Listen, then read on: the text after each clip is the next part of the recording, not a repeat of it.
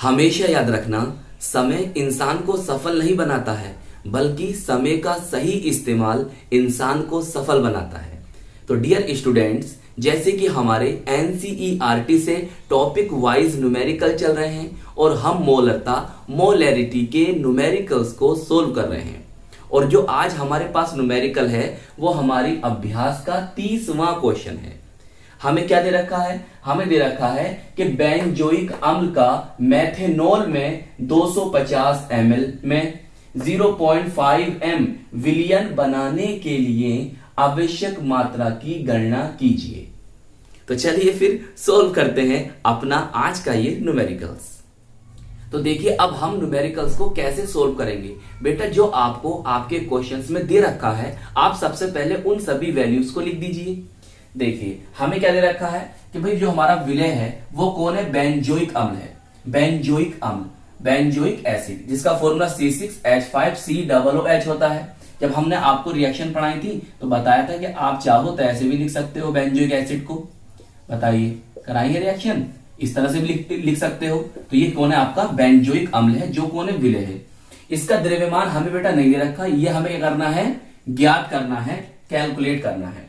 तो हम क्या कर सकते हैं बेटे, जो हमारे पास विलय बेंजोइक अम्ल है, बेंजोइक एसिड है, हम इसका मोलर द्रव्यमान तो निकाल सकते हैं, क्योंकि हमें इसका रासायनिक सूत्र पता है, हमें इसका केमिकल फॉर्मूला पता है। तो हम इसके सहारे इसका मोलर द्रव्यमान कैलकुलेट कर सकते हैं। सर, मोलर द्रव्यमान, मोलर मास हम कैसे कैलकुलेट करते हैं? बेटा, जो हमारा यौगिक हमें दे रखा है उसमें जो परमाणु हैं, उसमें जो एटम है, हम उनके परमाणु द्रव्यमान, बोले तो परमाणु भार, बोले तो एटॉमिक वेट को लिखिए और उनको आपस में जोड़ दीजिए, तो हमें मोलर द्रव्यमान प्राप्त हो जाएगा।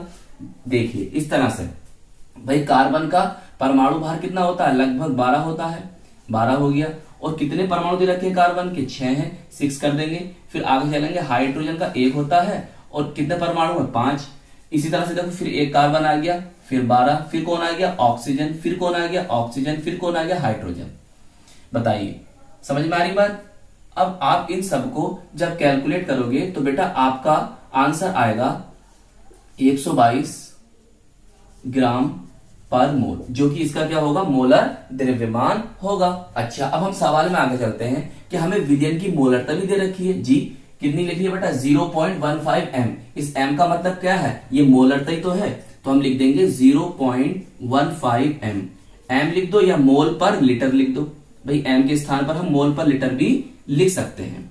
चलिए, क्या हमें विलयन का आयतन दे रखा है? दे रखा है कितना? 250 ml।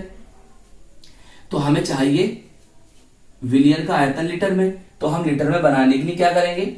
हम बेटा इसे 1000 से भाग कर देंगे। तो हमने क्या करा? इसको 1000 से भाग कर दिया।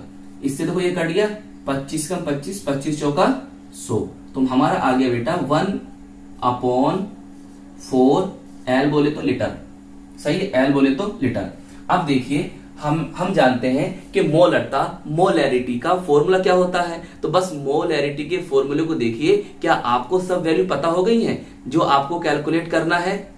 बताइए, आइए देखते हैं। देखिए, हम देखते हैं कि भाई मोलरता हमें दे रखी है, सर दे रखी है, यह हैगी।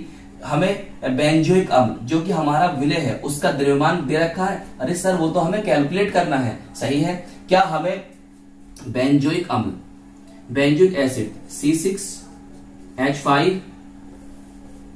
C6H5COOH का मोलर द्रव्यमान दे रखा है। देखिए आप, क्या हमें मोलर द्रव्यमान बोले तो मोलर मास, या यहाँ पर अणु भार भी लिखा आपको मिल सकता है। दे रखा है जी सर, हमें दे रखा है कितना? 122 ग्राम पर मोल है। क्या हमें विलयन का आयतन पता है? जी पता है, 1/4 लीटर है। तो देखिए, आपको ये पता, ये पता और ये पता, और ये आपको कैलकुलेट करना है। So simple numerical. कितने आसान न्यूमेरिकल हैं, बताइए। बात समझ में आ रही है? बेटा, आपकी एनसीईआरटी में ना ये न्यूमेरिकल अधूरा लिखा हुआ है, अधूरा, इनकम्प्लीट है। तो बेटा जो कंप्लीट है ना वो यही है जो मैं आपको करा रहा हूं। चलिए, अब आप अपनी वैल्यूज इस फॉर्मूले में रखिए। देखिए, मोलरता बोला 0.15 आ गया। बेंजोइक एसिड C6H5COOH का द्रव्यमान हमें कैलकुलेट करना है। द्रव्यमान कैलकुलेट करना है अपॉन इसका मोलर द्रव्यमान कितना दे रखा है 122 आया था सर, 122 लिख दिया अपॉन विलियन का आयतन सर 1/4 है, कितना है 1/4 है। अब देखिए बहुत ध्यान से करना, बहुत ध्यान से देखो भाई, ये कहां जाएगा 4 ऊपर चला जाएगा, सही है 122 नीचे आएगा, तो 122 नीचे आएगा वो कहां चला जाएगा इसकी मल्टीप्लाई में, मतलब 0.15 इंटू 122 और 4 कहां जाएगा इसके बटे में आ जाएगा और ये कहां आ जाएगा इधर, सही है। तो C6H5CH का द्रव्यमान सही। अब कैलकुलेट करो, देखो भाई अगर मैं इसे डिवाइड करता हूं 4 से तो 4 तिया 12 हो गए, सही 4 तिया 12 हो गए और 2 जो है 4 तिया 12 हो गए। अच्छा अब ये 2 जो है ये 4 से कम है तो इसलिए यहां पर क्या आ जाएगा 0 आ जाएगा, फिर मैं पॉइंट लगाऊंगा यहाँ 0 बढ़ाऊंगा तो 4 पंजे 20, तो मेरा आंसर इतना आ जाएगा, समझ रहे हो। अब मैं यहाँ कैलकुलेट कर रही हूँ, ध्यान समझ रहा, यहाँ लिया तो नीचे, सही है ये वाली बात मैं यहाँ कर रहा हूं। तो बेटा 0.15 इंटू 30.5 ये आ गया। जब आप बेटा इनकी गुणा करोगे तो गुणा करने पर आपको ऑब्टेन हो जाएगा 4.575 ग्राम। बताइए समझ में आई बात कितनी, 4.575 ग्राम ये आपको ऑब्टेन हो जाएगा। और यही बेटा आपके बेंजोइक अम्ल का द्रव्यमान होगा। और यही जो हमसे पूछी थी आवश्यक मात्रा की गणना करो, तो आवश्यक मात्रा जो होगी वो बेंजोइक अम्ल की इतनी होगी। बताइए समझ में आ गया।